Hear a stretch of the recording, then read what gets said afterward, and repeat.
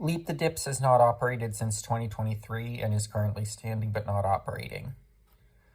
Wild One is set to close on November 2nd. Now, let's talk about my first ever trip to a Six Flags park. It was to Six Flags Great Adventure. It was on one of those free tickets that the American Coaster Enthusiasts gives to their members, or used to. They don't anymore. Joining ACE was fundamental to me being a coaster enthusiast. At least that was the case in the mid-2010s, when you didn't have as much of a coaster YouTube scene, you didn't have as much of an online scene with enthusiasts, and if you didn't live right next to a Six Flags park, maybe you could talk your parents into taking you to one Six Flags park a year. So, being that, would you rather give your money to Six Flags, the corporation, that's more than happy to tear down a roller coaster for a water park expansion, or would you rather give your money to ACE, that's historically put its money into stuff like the Leap the Dips Foundation, relocating Skyliner, relocating Wild One, ironically,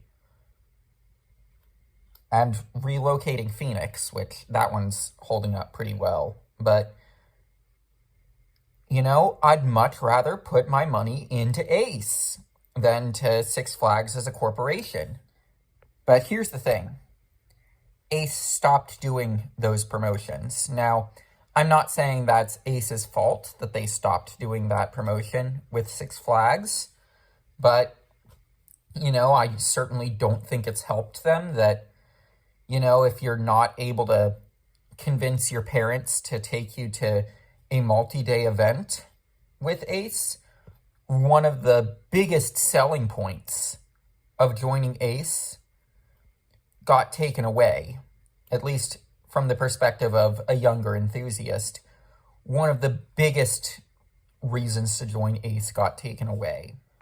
On top of that, you have the controversy about should New Texas Giant be an ACE coaster landmark. Now, my stance on this is very much, who gives a shit?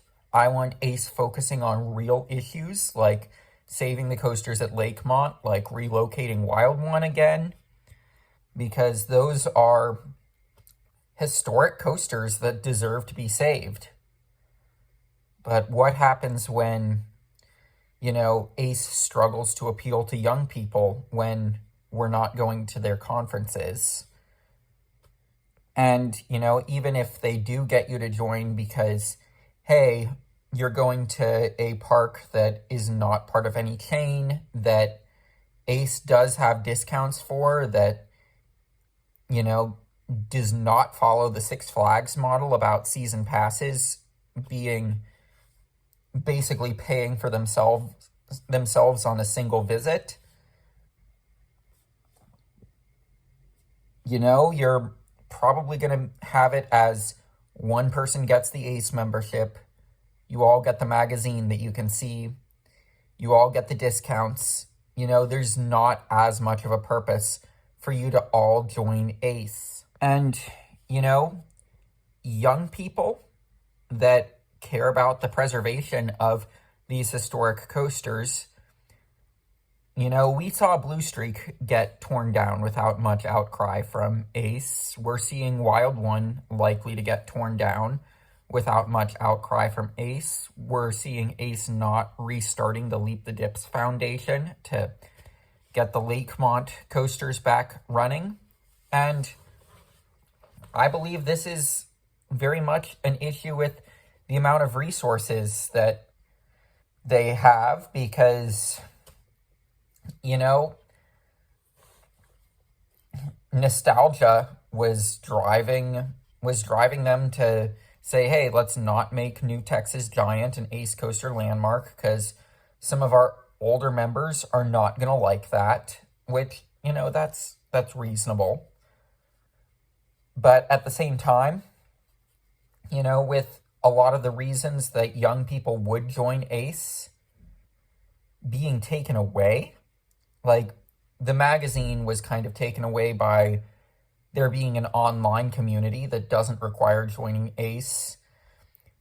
So you had basically the Six Flags ticket, the free Six Flags ticket, where you could be like, I'd much rather give my money to an organization that's working to preserve roller coasters than a corporation that's happy to tear roller coasters down for a water park expansion. You know, there was a lot of pull to that. But now that's not an option. You might be wondering, why is this such a big issue? Well, I've asked a lot of my coaster friends about it, and I've definitely heard the majority say that they think New Texas Giant should be an ACE coaster landmark. I took a poll on Twitter. I know, the most scientific thing out there. Of should New Texas Giant be an ACE coaster landmark, with the options of yes, no, or focus on real issues like saving Wild One and Leap the Dips. You know what option got the majority of the vote? Yes. Yes got the majority of the vote. So younger enthusiasts who tend to be more online, I feel like some of them felt pushed away by New Texas Giant not being an ACE landmark. So, you know, at this point I'm like, yeah, it should be an ACE landmark, but I do want to see ACE focus on the preservation stuff.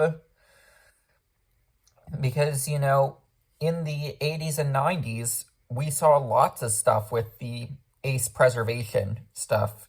Certainly don't look at Chippewa Lake Park.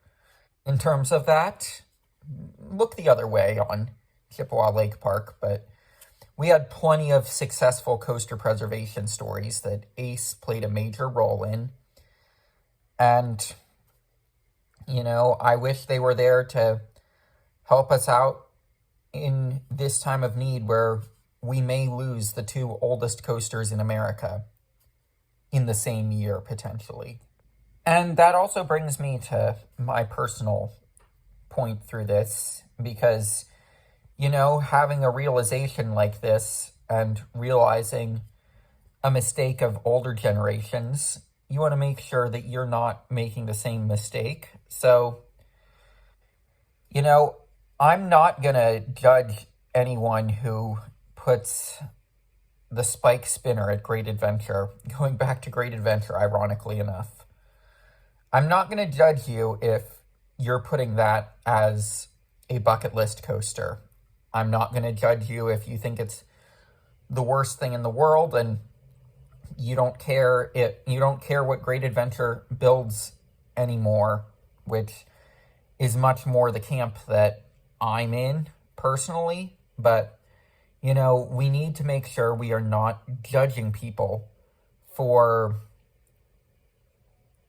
that, because, you know, the New Texas Giant not being an ACE landmark, I do feel like from conversations I've had with younger enthusiasts that, you know, that might be, that's a point of high contention that now we're paying the price for by seeing less preservation efforts from ACE. So, like, I mean, it's important that yes, let's stand our ground on the nostalgic front of things, but let's also make sure that we are not pushing out younger enthusiasts that maybe are growing up with the rides that we might be judgmental against because they're replacing the rides that we grew up with. And, like, I mean, in the case of